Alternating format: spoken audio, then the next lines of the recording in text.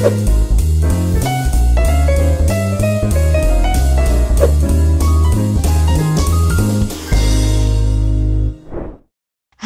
teman-teman semuanya, selamat datang kembali di podcast BEM Fan Veteran Jakarta, Kabinet sama Gata, kolaborasi aksi nyata.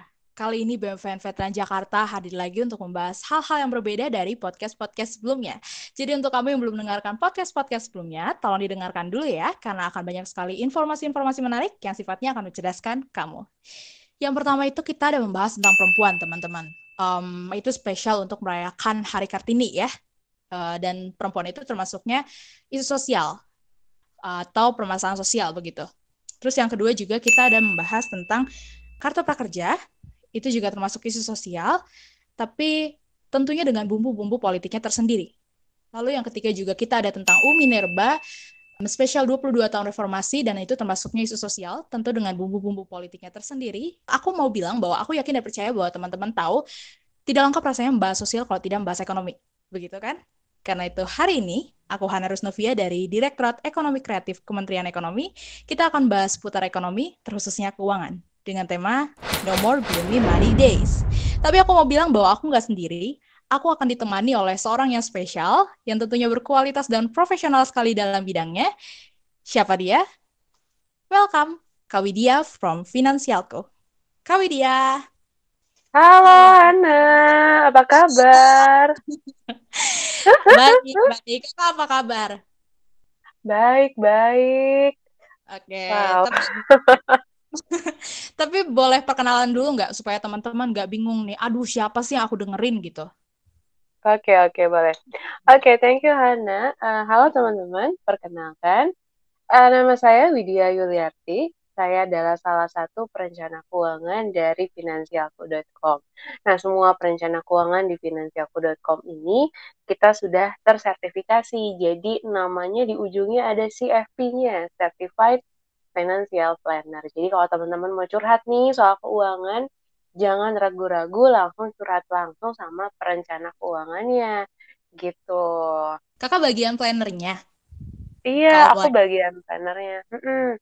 Betul, Hana, aku Hmm. bagian plannernya. Jadi aku itu tugasnya biasanya bantu-bantu klien yang punya masalah keuangan gitu. Misalnya pengen paling gampangnya nih misalnya pengen punya rumah nih tapi dengan kondisi keuangan dia saat ini atau posisi keuangannya saat ini, misalnya gajinya baru fresh grad nih, gimana ya caranya supaya pengaturan keuangannya tuh biar dia bisa dapat beli rumah. Nah, itu aku bantu klien-klien aku. Nanti aku akan bantu juga untuk investasinya sampai kemana aja dan planningnya ke depannya akan seperti apa gitu. Jadi aku mostly lebih ke bantu klien. Tapi di samping itu juga sih aku suka bikin-bikin konten nih. Nanti buat teman-teman mungkin yang penasaran kontennya apa aja, kita tuh ada portal edukasinya ke Hana, Finansialku ini di Hmm. finansialku.com. Jadi aku juga suka isi artikel di situ di finansialku.com dan kita juga ada YouTube kita di finansialku.com. Aku juga suka ngisi konten di situ. Jadi kalau teman-teman ada yang suka belajar ya via video mungkin ya visual bisa ke YouTube kita di finansialku.com gitu. Oke, keren Mm-mm. ya, planner gitu. Ntar belakangan Mm-mm. kita ngobrol berdua ya. Aku juga mau ngeplan Iya, nih. oke siap. Tapi aku mau tanya dulu, ini kan kita dari pandemik ekonomi ya sampai new Yes. normal ekonomi. Ini kakak Mm-mm. gimana sih perasaannya gitu, kesannya gitu? Menurut kakak apakah kita juga mahasiswa atau ya Mm-mm. secara umum ini bisa beradaptasi nggak sih secara keuangan gitu? Menurut kakak sebagai planner gitu? Mm-mm. Oke, jadi ini tuh sebenarnya pandemi ini yang aku sadari adalah orang-orang yang sudah mengenal financial planning dia akan selamat. Itu sih yang aku sadari dan harusnya teman-teman juga di sini sudah menyadari bahwa perencanaan keuangan yang baik terlebih saat ada pandemi ini itu pasti akan hasilnya pun akan baik gitu. Jadi di sini tuh akhirnya mulai sadar orang-orang sih ini yang aku rasakan ya. Orang-orang mulai sadar pentingnya financial planning di sini tuh. Nah, eh, karena itu balik lagi karena ya kita financial planning ini bukanlah cara cepat menjadi kaya. Ini kan banyak banget orang-orang yang salah kaprah nih. financial planning, wah gue pengen jadi kaya segala macam, tapi kita bantu teman-teman untuk pengaturan keuangannya gitu. Jadi kita bantu pengaturan keuangannya, dan satu hal yang aku pelajari dari financial planning adalah aku juga belajar once terjadi apa-apa sama aku yang terburuk, aku udah prepare nih, even aku belum tahu kejadian terburuknya apa, tapi at least aku udah prepare gitu sih. Jadi, nah untuk dari ada pandemi, dari yang mungkin zaman PSBB sekarang ke zaman new normal, sebenarnya gak jauh beda sih, masih sama. Intinya kita masih harus memiliki, kalau di financial planning itu namanya dana darurat, Kak. Jadi dana darurat kita tetap masih harus ada. Nah, terus juga sama pengeluarannya pun kita masih harus ngerem gitu. Karena ini dia, kita nggak tahu loh sampai kapan ini pandemi ini selesai. Kita nggak ada yang tahu gitu kan. Kita Iya. pengennya 3 bulan, 6 bulan, ternyata sampai sekarang udah masuk bulan keberapa nih? Kelima kah? Keberapa ya?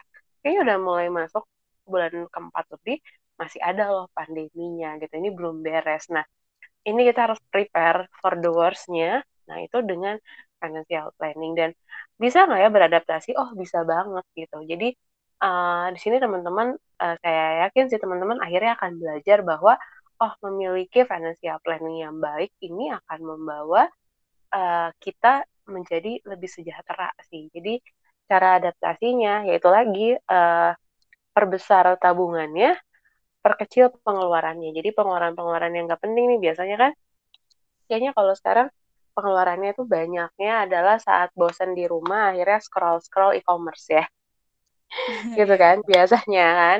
Nah, mungkin itu ya kalau sesuatu yang memang dibutuhkan daily needs, I think it's okay sih gitu. Cuman kalau misalnya sesuatu yang it's not something that you need tapi something that you want, coba dipikir dulu, kasih waktu 3 hari sih gitu kan. Kalau aku sih gitu, kalau misalnya it's something that I want, cuman yang aku pengen, aku kasih waktu 3 hari untuk memutuskan apakah benar nggak sih ini yang gue butuhkan. Nah gitu, jadi sebenarnya itu sih kurang lebih masih sama kok, antara kemarin yang masih PSBB sekarang new normal, kurang lebih masih sama untuk pengaturan keuangannya, begitu Kak Hmm. Hana.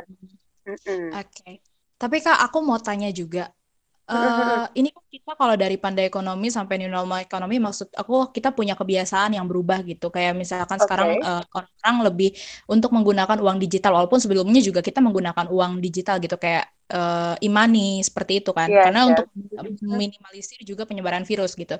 Itu Betul, betul. kita bisa, maksudnya lebih ke bagaimana sih menurut Kakak gitu sekarang yang penggunaan uang ke digital itu? Oke. Penggunaan uang ke digital, kalau aku sih sebenarnya sangat menikmati sih, karena banyak sekali promo dan itu yang aku gunakan sebagai alat menghemat aku gitu. Jadi aku senang banget dengan adanya digital digital ini, dan sesungguhnya jadi lebih mudah ke track-nya gitu, karena aku tahu oh ini ada laporannya gitu kan dari dari si dompet digitalnya biasanya seperti itu. Jadi aku lebih senang seperti itu gitu dibanding aku harus punya uang cash di dompet gitu. Karena gak tau ya, mindset aku adalah kalau punya uang cash ini pasti kepake, mau berapapun ada uang cash ini pasti kepake. Jadi I prefer untuk punya dompet digital itu banyak banget, karena ini salah satunya adalah aku mengejar promo, dan mengejar promonya pun untuk membeli barang-barang kebutuhan, bukan barang-barang yang memang something that I want atau barang yang konsumtif gitu. Jadi, dan menurut aku sih ya itu balik lagi ke penggunaan kitanya sih. Kalau itu kita belinya untuk sesuatu yang kita butuhkan, itu ide yang bagus. Cuman kalau sesuatu yang kita inginkan, tanpa kita melihat budget kita seperti apa, nah itu mungkin yang harus mulai diremnya gitu sih. Jadi kalau aku sih seneng, karena aku tahu lebih gampang nge-track pengeluaran aku, karena kan di situ kita kelihatan historinya kan seperti apa. Seperti itu sih sebenarnya. Malah itu memudahkan kita untuk review keuangan per akhir bulan. Gitu sih kalau kalau itu yang aku rasain gitu. Benar-benar benar. Mm-mm. Lebih kayak ada history dan memang lebih instan gitu ya kalau pakai Mm-mm. uang seperti e-money seperti itu. Tapi Iya. aku juga mau tanya, menurut Kakak kesulitan kita dalam mengontrol keuangan di masa seperti ini tuh terkhususnya mahasiswa ya, itu sulitnya di bagian Mm-mm. mana sih gitu? Kalau menurut Kakak sebagai planner O- keuangan? Oke. Sulitnya adalah uh, sulitnya itu mungkin ya ini balik lagi sih kayak ke nabungnya sih. Pasti ini masih menjadi isu sih gimana cara nabungnya gitu kan. Karena ya aku sadar lah aku sebagai mahasiswa dulu aku belum aware yang namanya menabung gitu kan karena aku lahir-lahir nggak langsung jadi financial planner gitu kan apalagi mahasiswa masih merasa tenang gitu kayak oh ya udah kalau misalnya uangnya habis toh masih ada uang jajan dari orang tua gitu dan kalau habis pasti tinggal minta aja ke orang tua toh ini kan untuk operasional kita kuliah masih akan dibekali gitu kan ya. Nah, itu sih mindset aku sebagai mahasiswa saat menjadi mahasiswa. Jadi ngerasa tenang aja toh dana darurat dari orang tua aja yang perlu aku tabungkan adalah for something that I want gitu. Jadi sesuatu yang aku inginkan misalnya kayak pengen beli gadget atau pengen nonton konser. Itu kan sesuatu yang aku mau dan itu pasti nggak akan di cover nih sama orang tua aku berarti aku harus mulai nabung gitu kan cuman dana darurat kayak gitu aku nggak pernah aware lah dengan dana darurat gitu kan jadi sebenarnya butuh nggak sih mahasiswa ini aku langsung bahas mahasiswa butuh nggak dana darurat sebenarnya sih butuh gitu kan kenapa butuh karena sebenarnya ini menjadi sarana belajar kita sih gitu jadi kalau kalau misalnya teman-teman tahu kalau misalnya teman-teman bisa mengatur keuangannya sejak dini, tentunya saat teman-teman nanti punya gajinya yang besar banget pun teman-teman udah bisa mengatur keuangannya. Jadi sebenarnya isunya adalah gimana pengaturan keuangan yang oke nih, yang sesuai sama teman-teman sendiri gitu kan. Dan balik lagi isunya adalah nabung. Gimana cara nabungnya? Karena itu dia, karena nggak ada urgensi buat nabung kali ya, waktu kuliah gitu. Kalau aku pas kuliah nggak ada urgensi kecuali ada something that I want itu aku baru ngerasa harus perlu nabung seperti itu. Nah, jadi baik lagi adalah ke budgeting. Jadi penting banget ternyata hal terkecil yang aku lakukan saat aku kuliah, saat aku mulai sadar pentingnya nabung itu bikin budgeting. Itu hal terpenting gitu. Itu jelas sekali beda waktu aku nggak pakai budgeting sama sesudah pakai budgeting. Kalau nggak pakai budgeting itu mikirnya ya pokoknya kalau misalnya ada uang sisa di akhir misal setiap hari ada uang sisa itu baru aku tabungin tapi kenyataannya adalah at the end of the day nggak pernah ada uang sisa gitu dari uang jajan aku gitu kan karena aku mikirnya nabung itu sesuatu yang aku sisakan di akhir nah tapi setelah aku pakai budgeting aku tahu oh ternyata dari pas aku dapat uang jajan ini harus langsung aku pisahin mana yang buat nabung, mana yang buat transportasi, mana yang buat makan aku sehari-hari, mana yang aku sisihkan, alokasikan juga untuk main aku nih, karena kan aku juga suka main gitu kan ya. Nah itu sih, jadi pentingnya membuat budgeting di awal dan pentingnya bikin pos-pos keuangan. Itu aku kerasa banget. Kalau nggak pakai budgeting, itu nggak bisa gitu sih. Jadi ini adalah pengaturan keuangan dan rasanya sekarang kan kuliah juga masih ini kan masih dari rumah kan dan rasanya ini uang transportasi kita berkurang gitu kan ya. Mungkin ini uang transportasinya mungkin teman-teman ada yang mengalihkannya ke kuota kah atau akhirnya uang transportasinya nggak kepake. Nah ini bisa dialihkan ke nabung atau investasinya. Jadi sebenarnya kalau teman-teman yang saya rasakan sih semenjak misalnya ada pandemi ini WFH ini ya menjadi jauh lebih ini sih lebih hemat karena kan kita juga nggak kemana-mana mau main sama teman juga teman-temannya di mana terus masih ada seperti ini tentunya orang tua kita khawatir sebenarnya banyak banget pengeluaran yang berkurang gitu jadi chance untuk kita nabung tuh sebenarnya jauh lebih besar gitu jadi udah ditabung coba dikontrol gitu jangan membeli sesuatu yang memang itu cuman kita inginkan aja gitu itu sih sebenarnya poinnya gitu kan. Oke, berarti budgeting ya nih. Tapi kan kalau misalkan Mm-mm. budgeting itu susah kan, maksudnya bedain antara yang namanya kebutuhan, keinginan, kita harus perlu nggak sih kan membuat yang namanya piramida itu, kebutuhan itu, piramida kebutuhan. Dan kalau memang itu sulit, sebuah budgeting itu, Mm-mm. solusinya apa nih kira-kira? Oke, nah aku cerita dulu ya kenapa akhirnya aku bikin budgeting gitu jadi uh, pertama-tama aku kepikiran bikin budgeting ini aku dulu bukan orang ekonomi loh aku dulu bukan orang ekonomi jadi aku nggak ngerti pentingnya budgeting terus aku akhirnya bikin budgeting karena aku punya keinginan aku punya goal jadi semuanya berawal dari goal goals aku adalah aku pengen nonton konser sebagai anak mahasiswa yang uang jajannya terbatas tentunya dong kayak harus mikirin ini gimana caranya dengan aku yang tidak mungkin untuk bekerja karena kuliah aku cukup padat juga. Dan kayaknya ya bekerjanya kalau misalnya mau kerja pun aku harus bikin usaha sendiri, nggak bisa ikut kerja sama orang lain gitu kan, karena aku kuliahnya cukup padat. Nah, akhirnya aku udah punya goals nih. Oh, aku dalam jangka waktu, let's say 6 bulan, aku pengen nonton konser. Ini aku lihat lagi nih ke nonton konser harga tiketnya sekian, kelasnya 1 juta lah ya. Nah, dalam 6 bulan itu, ini aku bisa saving, aku bisa mengalokasikan untuk nabungnya berapa ya? Itu aku lihat lagi ke budgeting aku. Jadi aku lihat lagi, oh ini pertama kali yang aku butuhin tuh apa? Oh aku satu transportasi, nggak mungkin dong aku ke kuliah nggak pakai transportasi, ini menjadi kebutuhan aku. Yang kedua adalah makan sehari-hari karena aku masih tinggal sama orang tua. Mungkin aku bisa menekan makan sehari-hari aku, bisa aku ganti pakai, oh ya udah aku bisa bekal kok gitu kan ya, aku bisa bawa makan dari rumah. Kalau misalnya nggak bisa kan berarti kita harus bisa ngebudgetin ini makan seharinya berapa. Mau dibudgetin 20.000 sehari kah gitu atau mau berapa, 50.000 sehari, itu baik lagi ke teman-teman inginnya seperti apa. Nah, udah gitu sama misalnya kuota gitu kan ya, itu kan menjadi kebutuhan. Jadi benar-benar untuk utilitas aku, kebutuhan aku. Nah, dari situ kan ada sisanya. Nah, itu biasanya kalau memang aku sudah punya goals-nya, aku udah tahu nih aku harus saving berapa, itu langsung aku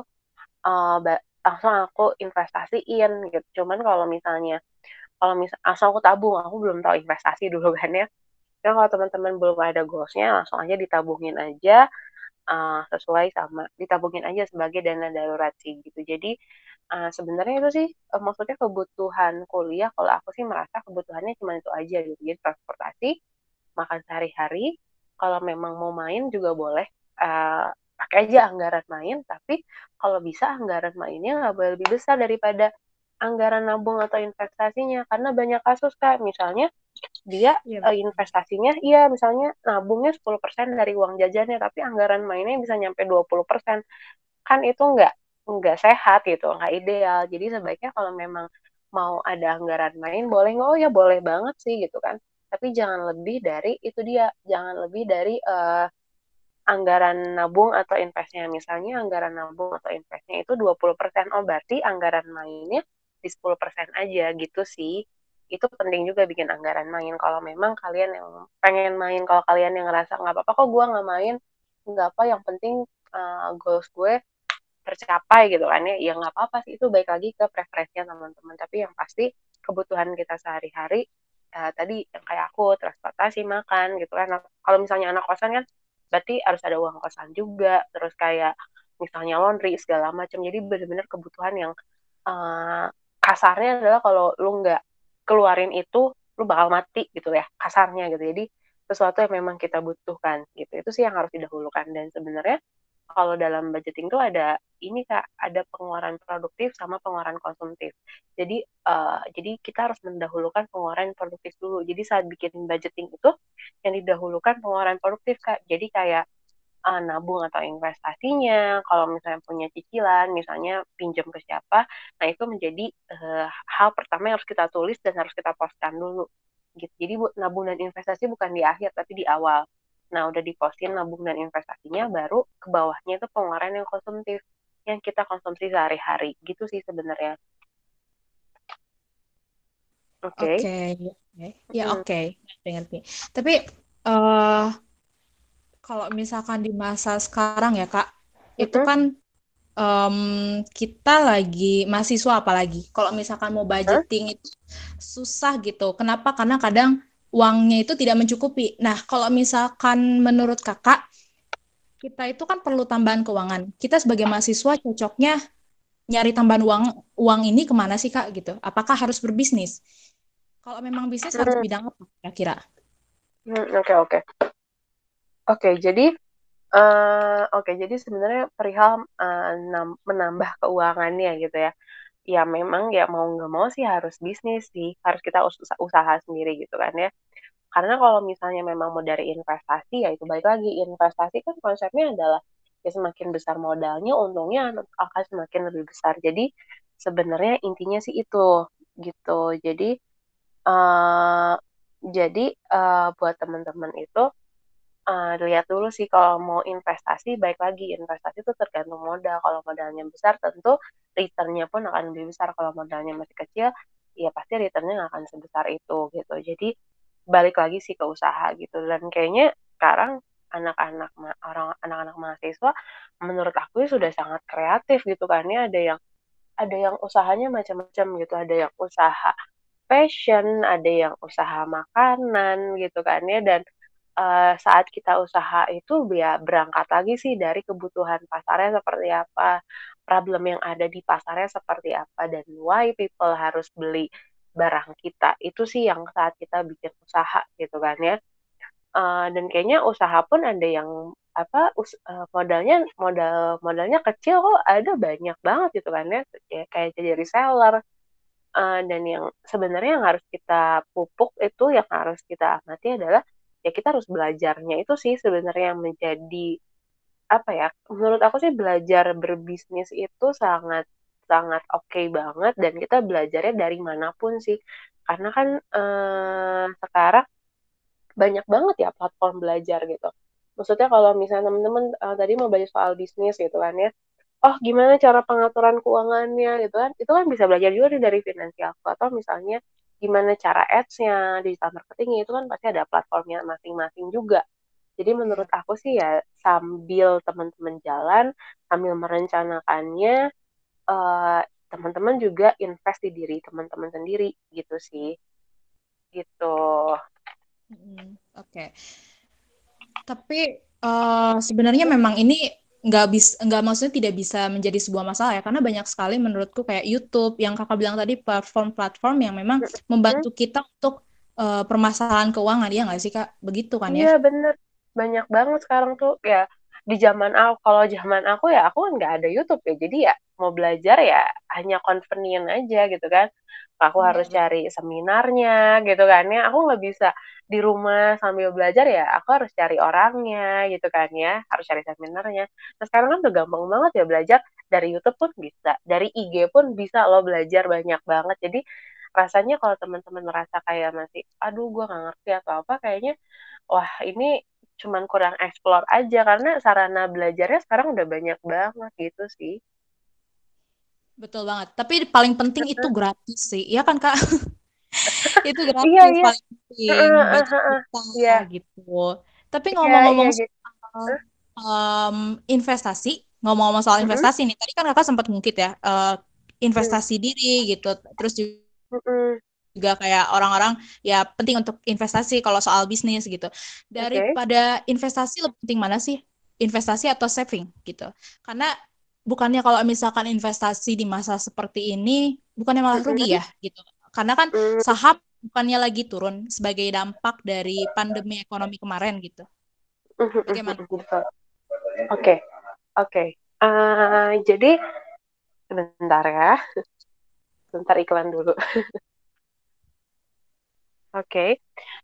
Jadi kalau misalnya teman-teman gitu kan ada yang kita ngomongin soal investasi sama ini ya, sama saving gitu ya. Karena ini sih ya menurut aku adalah nabung itu adalah sebuah kegiatan kita mengalokasikan pendapatan kita atau uang jajan kita untuk tidak kita gunakan, untuk kita tabungkan. Jadi yang uang yang tidak akan kita gunakan itu kita gunakan untuk menabung. Nah, menabungnya itu bisa di mana aja, bisa di rekening, bisa teman-teman masih pakai celengan, atau menabungnya bisa ke investasi. Jadi aku sih saat kita menabung itu ketahui dulu nabungnya tujuannya buat apa kak, gitu. Itu sih. Jadi nabungnya buat apa nih? Misalnya nabungnya buat nonton konser, misalnya aku. Oke, dilihat lagi nih jangka waktunya berapa lama lagi gitu kan ya. Nah, dari Ya. sini kan akan ketahuan nih kita simpennya di investasi yang mana. Oh, ternyata ternyata kalau jangkanya pendek gini gak bisa nih aku simpen di investasi. Aku harus simpennya di rekening aja karena jangkanya pendek. Atau kalau misalnya mau jangka pendek, oh ternyata aku harus simpennya let's say cari instrumen investasi yang bisa menahan kita dari inflasi gitu sih. Jadi sebenarnya kalau aku mengartikan menabung itu di mana uang kita itu dari uang jajan itu tidak kita gunakan.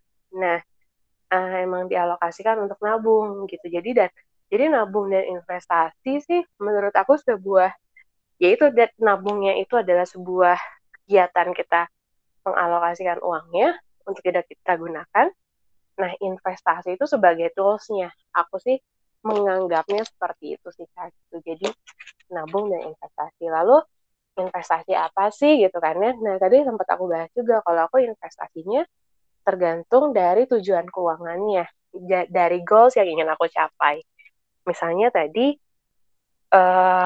aku mau nonton konser, jangka waktunya let's say 6 bulan. Kalau aku 6 bulan, terlalu beresiko dong aku simpan di saham. Jadi aku simpannya, oh ya udah aku nggak simpan di saham. Cukup kok di rekening juga nggak apa-apa. Atau misalnya aku simpan di emas, atau misalnya di reksadana gitu. Jadi kalau aku sih senangnya kita berinvestasi itu berdasarkan tujuan keuangannya. Dan kalau misalnya sekarang, ini kan lagi terdampak nih investasinya gitu kan. Tapi sebenarnya saat lagi terdampak ini ya, itu kesempatan kita untuk berinvestasi. Karena ini kan harganya lagi murah nih, kapan lagi coba kan kita bisa beli saham-saham yang oke, gitu ya, saham-saham yang oke dengan harga yang lagi terdiskon. Ini kapan lagi gitu. Jadi menurut aku sih kalau teman-teman yang sudah punya tujuan keuangan dan sudah memperhitungkan resiko ini harusnya sih aman-aman aja harusnya gitu. Nah, jadi sebenarnya itulah pentingnya financial planning. Kalau teman-teman udah punya financial planning, rasanya saat ada kejadian seperti ini, nggak usah khawatir karena kita sudah memperhitungkan sampai resikonya itu akan seperti apa. Gitu sih. Oke. Gitu kan, Hana. Mm-mm. Oke, oke, ngerti-ngerti. Saving itu mengalokasikan keuangan, investasi itu toolsnya ya. Mm-mm, mm-mm. Kalau aku sih mengartikannya seperti itu karena kan sekarang pun ada istilahnya nabung saham gitu kan ya, nabung reksadana. Jadi sebenarnya ya nabung itu adalah kegiatan di mana kita mengalokasikan uang yang tidak kita gunakan untuk dijajankan atau digunakan lah. Nah, si uangnya itu kita gunakan untuk kita investasikan untuk nabung gitu sih. Sebenarnya sih aku sih merasa seperti itu ya. Cuman ya balik lagi sih ke orang-orang mau mendefinisikannya seperti apa. Cuman aku selama ini berjalan merasakannya seperti itu gitu sih Kak. Oke. Tapi ngomong-ngomong soal perencanaan keuangan juga nih ya, Kak. Ada nggak sih tips and trick perencanaan keuangan gitu? Hal kecil apa yang perlu diperhatiin buat ngerencanain keuangan gitu biar mateng, khususnya kan buat mahasiswa nih. Terus juga Iya kalau iya. misalkan sekarang kita kan mengalami perubahan gitu. Sekarang sudah masa transisi. Mahasiswa juga punya kebutuhan baru seperti membeli kuota. Apa yang perlu disiapkan nih oleh mahasiswa di masa apa ya transisi gitu, masa adaptasi ini lagi gitu. Oke Apakah ada hal oke. khusus kah? Kayak Oke gitu. jadi tips and tricksnya adalah mungkin tadi baik lagi ya udah saya sempat jelasin bahwa yang namanya dana darurat penting banget. Jadi ya itulah intinya kita harus punya dana darurat yang akan kita gunakan once terjadi apa-apa. Jadi itu yang menjadi penting banget. Jadi itu dia ini adalah kesempatan untuk bisa membesarkan tabungannya teman-teman. Nah, tadi kan sempat juga dibahas bahwa ini kan ada kebutuhan yang baru nih katanya, kayak ada kuota atau misalnya ada kebutuhan lainnya gitu kan ya. Nah, ini sih sebenarnya teman-teman kan asalnya transportasi nih biasanya kan. Nah, transportasinya kan nggak kena nih, udah nggak kemana-mana. Oh, bisa dong si uang transportasinya ini teman-teman alokasikan untuk misalnya kuota atau misalnya biasanya makannya kan makan di luar. Sekarang di rumah suka dimasakin, makannya masakan orang tua gitu kan, masakan mama jadinya nggak keluar lagi nih uang jajannya. Nah, ini kan bisa dialokasikan. Jadi sebenarnya menurut aku ini saatnya teman-teman mereview keuangannya untuk mengetahui gimana sih pattern pengeluarannya pas masa-masa kemarin. Sekarang kan pas udah transisi ini kan ketahuan dong pengeluaran kita berapa, untuk kuotanya berapa, gitu sih. Jadi penting banget teman-teman untuk tahu keuangannya seperti apa karena kan ada perubahan ini. Gitu sih. Jadi menurut aku sih teman-teman itu dia lebih ke budgetingnya, terus catatan keuangannya, terus mereview keuangannya, gitu sih sebenarnya. Oke, catatan Mhm, budgeting dan review keuangan. Tapi kalau mhm, misalkan em, berarti di masa seperti ini itu hanya itu kakak maksudnya mhm, mhm. hanya. Sebenarnya iya, iya, sebenarnya untuk mahasiswa sih menurut aku ya itulah cara cara mudahnya. Cuman kalau misalnya kita, beranggapan teman-teman udah punya tujuan keuangan ya itu juga harus kita review lagi nih tujuan keuangannya, ini gimana nih investasinya, seperti itu sih gitu. Jadi sebenarnya semuanya itu akan berangkat dari tujuan keuangannya teman-teman. Sebenarnya teman-teman tujuan keuangannya gimana sih, ada di stage mana sih dari financial planning. Jadi sebenarnya Kak, kalau boleh aku cerita, jadi financial planning ini kita bahas soal piramida keuangan Kak. Di mana piramida keuangan itu ada stage-nya masing-masing. Jadi ada 3 part yang kita bahas biasanya, ada keamanan keuangan, ada kenyamanan keuangan, sama distribusi kekayaan. Nah, yang paling awal itu, fondasi awal itu namanya keamanan keuangan, Kak. Itu yang paling dasar dan banyak banget orang-orang yang melupakan si keamanan keuangan ini karena merasa nggak penting si keamanan keuangan ini, padahal ini menjadi dasar atau fondasi awal dari financial planning gitu. Jadi mereka lebih banyak akhirnya langsung aja ke investasi tanpa punya keamanan keuangan. Nah, di keamanan keuangan ini yang pertama-tama kita bahas dulu soal cash flow, kita bahas soal arus kasnya. Apakah, dia gimana nih arus kasnya udah oke belum, boros nggak? Itu ketahuan kok di perbaikan arus kas, boros nggak? Dan apa yang kita lakukan di perbaikan arus kas ini tadi, kita bikin budgeting sama catatan keuangan harian. Supaya tahu pengeluaran kita seperti apa, lalu kita bisa nabungnya berapa per bulannya, kemampuan kita, gitu. Kalau misalnya bisa idealnya adalah 20% bisa kita tabungkan, minimal. Tapi kalau bisa lebih besar, tentu akan lebih baik, gitu sih. Nah, udah gitu, udah perbaikan cash flow, yang kedua kita bahas soal dana darurat. Jadi dana darurat ini harus ada, sebagai keamanan keuangannya teman-teman, dan dana darurat ini hanya boleh dipakai kalau ada kejadian yang nggak bisa teman-teman rencanakan. Itu kayak apa? Kayak nanti misalnya teman-teman kerja nih, teman-teman kerja itu pertanyaannya adalah apakah teman-teman akan bekerja di situ selamanya? Apakah perusahaannya itu akan tetap sustain? Kita kan nggak tahu ya. Nah, itu kita butuh dana darurat. Jadi kalau misalnya teman-teman nanti ada kehilangan pendapatan atau ada pengurangan pendapatan, teman-teman bisa menggunakan dana daruratnya sebagai pengganti pendapatannya. Jadi kalau misalnya teman-teman di PHK atau resign kan nggak mungkin dong besokannya udah ketemu pekerjaan baru. Jadi at least selama kita mencari pekerjaan baru, kita bisa mengandalkan dana darurat kita. Nah, dan si dana darurat ini juga boleh dipakai kalau misalnya untuk perbaikan nih. Misalnya teman-teman punya gadget, misalnya handphone, atau misalnya laptop, atau misalnya printer rusak, terus butuh diperbaiki, itu bisa ambil dari dana daruratnya. Atau misalnya ada bencana, pokoknya benar-benar untuk kejadian yang nggak bisa direncanakan sama sekali. Itu fungsinya dana darurat. Nah, kalau dana daruratnya udah selesai, itu kita mulai ke asuransi. Jadi stage berikutnya adalah asuransi, di mana si asuransi ini itu penting banget Kak, karena banyak banget ya orang-orang yang anti sama asuransi, karena itu dia, baik lagi banyak agen-agen yang mungkin jualnya juga tidak informatif dan yang penting kejual aja produknya. Padahal asuransi ini sebagai salah satu tools untuk minimalkan resiko terhadap arus kas keuangan kita gitu. Karena kalau kita sakit, sampai masuk rumah sakit itu biayanya lumayan gitu. Jadi ya ini sebagai, salah satu keamanan keuangan kita. Nanti kalau keamanan keuangannya udah selesai, udah beres, kita udah punya fondasi yang kuat, kita baru ke kenyamanan keuangan. Nah, di kenyamanan keuangan ini kita bahas kayak tujuan keuangannya, investasinya, gitu kan.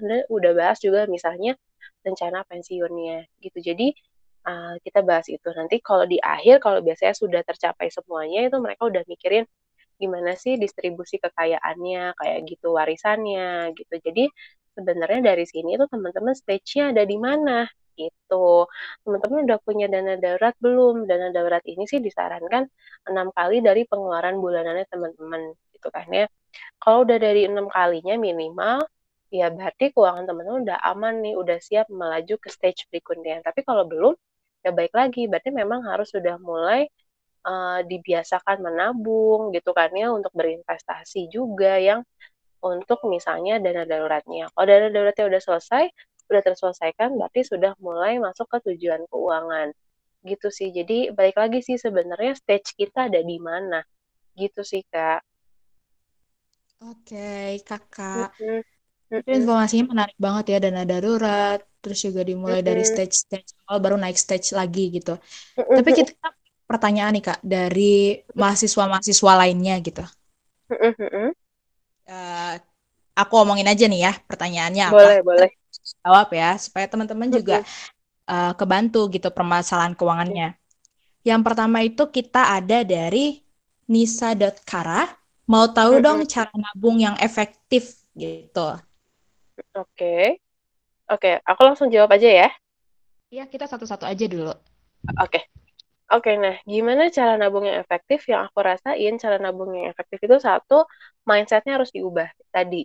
Yang biasanya kita disisihkan di akhir, tapi sekarang kita harus mengalokasikannya di awal. Jadi setiap teman-teman dapat pendapatan, udah dapat uang jajan, itu langsung teman-teman alokasikan, langsung ambil nih misalnya 20%-nya dari uang jajannya untuk ditabungkan tiap bulannya, gitu kan ya, atau diinvestasikan tiap bulannya. Langsung dipisahin. Nah, uang sisanya itu adalah uang yang teman-teman gunakan untuk operasional sehari-hari. Jadi 80%-nya itu adalah yang teman-teman gunakan untuk kehidupannya sehari-hari. Jadi bukan uang sisa itu yang kita tabungkan, tapi uang yang kita alokasikan di awal dari uang jajan kita, itu yang kita alokasikan untuk menabung gitu. Jadi itu yang pertama. Lalu yang kedua sih menurut aku sangat penting teman-teman punya tujuan keuangannya, pengen mencapai apa. Misalnya tadi yang paling awal deh, misalnya pengen mencapai dana darurat dulu. Dana daruratnya butuh berapa nih? Misalnya uang jajan per bulan 1 juta, pengeluaran kurang lebih 1 juta. Oh berarti saya harus punya dana darurat sebesar 1 juta kali 6. Oh harus punya 6 juta gitu. Saat kita udah punya goals kan kebayang, oh ini udah ada angkanya, saya harus punya 6 juta. Karena kalau selama ini, kalau kita nggak punya goals, ya udah nabung, nabung, nabung aja gitu. Jadi saat kita, misalnya nih ternyata saya udah punya tabungan 3 juta nih, menurut saya 3 juta tuh besar banget. Oh ya udah 3 juta nih bisa saya pakai nih buat foya-foya.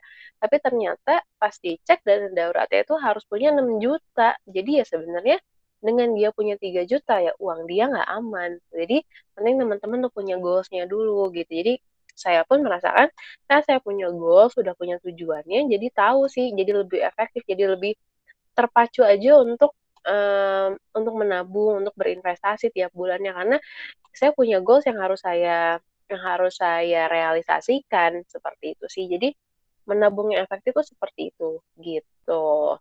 Oke. Tapi Mhm. kita juga punya pertanyaan yang kedua, Kak. Boleh, boleh. Yang kedua itu katanya, Kak, aku tadinya part-time, terus Mhm, terkena dampak COVID. Gimana ya biar mhm. bisa saving money dan gimana cari uang lagi gitu katanya biar bisa bertahan hidup. Aduh, lucu banget. Ampun, oke, oke. Oke, jadi, balik lagi sih pentingnya teman-teman, untuk tahu, keuangannya gitu. Jadi tadi pertama kita lihat dulu budgeting-nya seperti apa saat kita ada pandemi ini gitu kan ya, apa aja sih yang berkurang, pengeluaran kita seperti apa, pasti ada perubahan dong dari saat keadaan normal gitu kan ya. Nah, nanti kan ketahuan nih kita butuh uangnya berapa. Nah, lalu kita lihat lagi teman-teman udah punya aset belum, tabungannya berapa, dari tabungan itu teman-teman bisa ngeplot nih, oh dari tabungan itu saya bisa bertahan hidup berapa bulan nih dari tabungan yang saya punya, gitu kan ya. Nah, kalau misalnya teman-teman masih kurang, berarti mau nggak mau harus mencari pendapatan tambahan. Dan mau nggak mau ya memang harus mulai membuka bisnis baru, karena ya mau gimana lagi orang ya kita juga sudah mengusahakan dari aset juga udah nggak ada lagi, kita harus cari pendapatan baru. Nah, rasanya kan kemarin, maksudnya orang Indonesia ini sangat-sangat baik, sangat-sangat dermawan gitu kan ya. At least, kita bisa menggunakan teman-teman kita untuk membantu kita gitu. Kayak kayak misalnya, banyak kok teman-teman saya yang akhirnya dari kerjaannya lalu terkena dampak, akhirnya mereka buka bisnis, bisnisnya bisnis kuliner gitu kan ya. Nah, itu tinggal mereka ngasih makanan ke teman-temannya, "Boleh nggak tolong di-review, nanti di-up ya di story-nya." "Udah nggak apa-apa, ini free aja dulu, tester dulu aja," gitu kan ya. Nah, ini kan bisa saling membantu sama satu sama lain. Nanti saat udah enak, "Oh ternyata enak nih," akhirnya order lagi, ada order lagi, order lagi. Menurut aku sih gitu sih. Jadi, ya memang mau nggak mau kita harus menambah pendapatan kita dengan itu membuka bisnis baru. Dan ya bisnisnya juga nggak usah yang, maksudnya kita punya modal yang terbatas, yaitu kita bisa lihat lagi bisnisnya mau apa gitu. Kalau misalnya kayak makanan gitu kan, itu kan kayak gampang banget gitu kan ya, kayak maksudnya lebih ke oh kita yang ngerti caranya, terus juga kita bisa coba deh teman minta bantuan teman-teman, kayaknya mau deh kalau misalnya disuruh review atau apa gitu kan, itu kan bisa membantu kita juga. Dan rasanya orang Indonesia kan senang membantu ya, jadi ya itu pun bisa kita gunakan juga gitu sih. Oke, tapi kalau mau Mm-mm. ngomong soal bisnis juga nih, ini juga ada pertanyaan Mm-mm. yang ketiga. Katanya gimana caranya biar orang-orang di masa pandemi ini tuh berinovasi untuk berbisnis gitu, Kak. Jadi bisnisnya tuh nggak hanya untuk jangka sekarang dan nggak itu-itu aja, tapi untuk jangka panjang ke depan gitu. Gimana tuh, Kak? Oke, gimana caranya? Itu balik lagi sih, kita melihat itu tuh harus punya strategi yang oke banget kalau misalnya mau sustain. Balik lagi kita harus lihat strategi marketingnya, pasarnya mau seperti apa, kita mau bikin produk apa, di pasar itu yang nggak ada seperti apa yang mau kita bantu. Itu sih kalau memang mau sustain ya. Jadi kita lihat dulu gitu teman-teman ini pengen bikin bisnis apa, misalnya bisnis kuliner. Oke, bisnis kuliner yang seperti apa? Ini teman-teman banyak banget ternyata orang-orang nggak boleh keluar rumah. Oh, berarti bisnisnya harus go online, di mana makanannya ini bisa kita anterin ke setiap rumah misalnya gitu kan ya. Nah, ini kan menjadi salah satu peluang buat teman-teman. Oh, ternyata saya bisa nih buka bisnis makanan di mana saya makanannya cuma dianterin aja. Saya nggak perlu buka kios segala macam. Mereka butuh yang higienis segala macam. Itu kan kita menjawab pasar gitu kan ya. Jadi kalau memang mau buka bisnis yang sustain, baik lagi strateginya harus apa? Strategi marketingnya harus oke dulu. Berangkat dari kebutuhannya. Gitu sih kalau misalnya teman-teman yang mau berbisnis, apalagi yang jangka panjang, itu strateginya harus oke dulu. Gitu, apa yang membedakan kita dari kompetitor seperti itu. Kita harus bikin brandingnya, segala macam itu sih. Oke. Tapi Kak, kalau misalkan kita untuk bantu bisnis ini atau bantu keuangan ini, ada nggak sih aplikasi yang bisa ngebantu kita gitu? Atau mungkin Mm-mm. finansial punya kah? Seperti itu? Oke, jadi kalau misalnya aplikasi yang membantu keuangan, kalau finansial kita ngebantu keuangannya teman-teman gitu. Jadi untuk memudahkan teman-teman nge-track keuangannya, memudahkan teman-teman untuk merencanakan keuangannya, dan bahkan di aplikasi kita ini Kak, bisa konsultasi sama perencana keuangannya langsung, gitu. Jadi, ini enak banget gitu, kapan lagi sih teman-teman bisa konsultasi sama perencana keuangannya gitu kan. Sedangkan kalau konsultasi sama kita tuh ya lumayan fee-nya gitu. Ini bisa lewat aplikasi gitu sih. Jadi ini kita bisa membantu teman-teman untuk mendapatkan pengaturan keuangan yang jauh lebih baik ke depannya gitu. Teman-teman mau dibantu nggak nih sama kita supaya mendapatkan perencanaan keuangan yang jauh lebih baik nih? Kalau mau bisa langsung download aja ya aplikasi kita di Play Store, di App Store juga ada, atau misalnya di browser kita di aplikasi.finansialku.com. Gitu, Kak. Tapi gratis kan? Aku pengen tapi gratis nih. Tolong. Gratis dong, teman-teman. Kalau misalnya baru pertama kali download tuh masih dapat free trialnya selama sebulan. Bisa lo dipakai selama sebulan Oke. gratis Mm-mm. kan? Kapan lagi coba gitu kan? Betul. Gitu. Lihat teman-teman cobain Mm-mm. nih aplikasi finansialku. Mm-mm. Masih gratis. Mm-mm. Ntar kalau misalkan udah bayar kan repot tuh kan. Iya, soalnya maksudnya aku pun saat pertama kali pakai aplikasi itu jadi kayak kayak tertampar gitu, karena kan selama ini pengeluaran ya udah los-los aja gitu kan. Yang penting saat uang masih ada di rekening ya udah aman. Tapi ternyata pas udah pakai aplikasi itu kayak sehari gue sendiri doang bisa habis misalnya 500.000, kan tuh gede banget gitu kan. Oh, dulu nggak pernah tuh ketahuan pengeluaran per harinya berapa gitu. Jadi kalau ini udah, mungkin dulu masih pakai catatan keuangannya, masih pakai kertas. Sekarang catatannya udah di smartphone semua, udah dalam genggaman kita. Jadi mudah banget ya sekarang kalau misalnya teman-teman mau atur keuangannya, ini mudah banget gitu. Oke, tapi kan yang lain juga ada nih Kak aplikasi yang untuk mengatur keuangan kayak gitu-gitu. Dari finansialku sendiri ini tuh apa sih kelebihan aplikasinya yang membedakan dari aplikasi yang lain?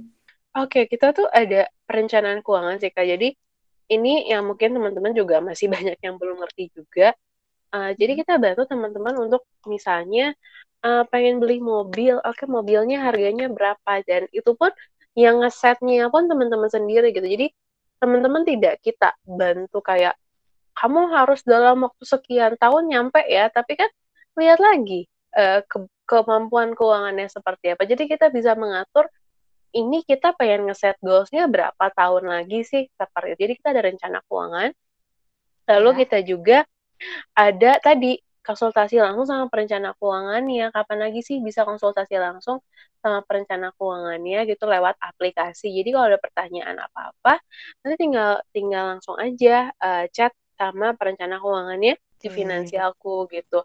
Dan kita juga teman-teman juga bisa beli produk produk keuangan juga nih di aplikasinya. Jadi sebenarnya manfaatnya banyak banget. Terus teman-teman juga bisa tadi baca baca artikel lewat aplikasi. Lalu kita pun ada online course juga gitu. Kalau teman-teman yang akhirnya, aduh saya pengen belajar lebih banyak gitu kan ya.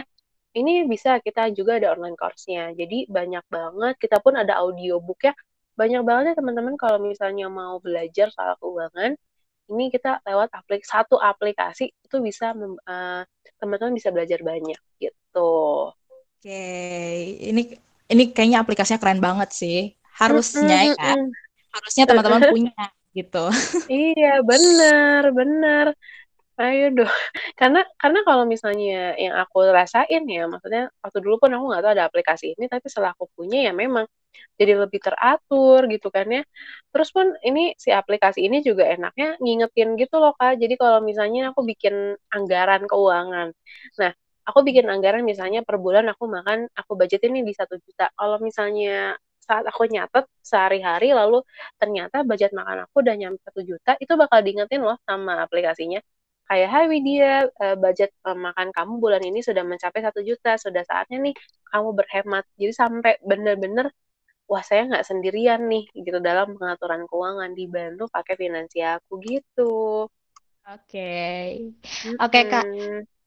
Itu Mm-mm. pembahasan terakhir kita tadi gitu, yang tentang aplikasi Mm-mm. itu. Tapi aku mau minta dong gitu, satu kata deh buat teman-teman yang lagi survive di masa sekarang ini apa? Oke. Jadi buat teman-teman yang lagi survive di masa sekarang ini, ya teman-teman jangan takut, jangan panik karena sebenarnya semua orang di dunia ini pun merasakan hal yang sama. Jadi saat pandemi ini selesai, sebenarnya ini kayak kita merestart lagi sih. Semua orang akan keluar dengan keadaan yang sama, dengan mungkin nominalnya sama-sama nol karena merasakan efek dari pandemi ini. Jadi buat teman-teman jangan patah semangatnya, pasti selalu ada kok hikmahnya. Dan kalau misalnya teman-teman ngerasa wah saya merasa ini saya usaha atau misalnya kenapa ya usaha saya nggak maju atau apa ya, ya itu baik lagi kita harus lihat strateginya. Dan baik lagi ini kalau misalnya bikin usaha saat kayak gini, oke nggak sih, tenang loh teman-teman, meskipun ada satu sektor yang jatuh, pasti saat pandemi ini banyak sektor lain nih yang naik juga gitu. Jadi baik lagi sih kitanya harus membuka mata kita, melihat opportunity gitu kan, dan jangan panik, jangan menyerah juga, karena pasti pandemi ini pasti akan berakhir dan kita juga sama-sama mulai dari nol lagi. Jadi semua teman-teman di sini nggak usah khawatir, nggak usah ada yang merasa tertinggal atau apa, karena semua di sini kita juga akhirnya sama-sama juga mengalami hal yang sama gitu. Oke, keren banget. Mm-mm. Itu benar banget. Jangan panik, Mm-mm. jangan khawatir, tetap think positif ya. Keep happy mind, Mm-mm. keep happy body, Mm-mm. keep happy face, Mm-mm. ya kan ya? Oke Kak, Iya betul. itu tadi perbincangan kita menyenangkan sekali gitu. Iya. Senang berbincang dengan Kakak dan lagi Makasih teman-teman juga. loh. Oke, dan lagi juga teman-teman kayaknya senang Mm. banget untuk mendengarkan bincangan kita hari ini. Semoga ya, Mm-mm. dan Mm-mm. semoga apa yang kita omongin Mm-mm. itu ngebantu teman-teman semuanya. Oke, teman-teman, itu dia bincang-bincang kita hari ini. Terima kasih buat Kak Widya dari Finansialku. Buat teman-teman di rumah, jangan lupa untuk mendengarkan podcast-podcast sebelumnya, podcast hari ini, dan podcast yang akan datang. Oke, sampai jumpa.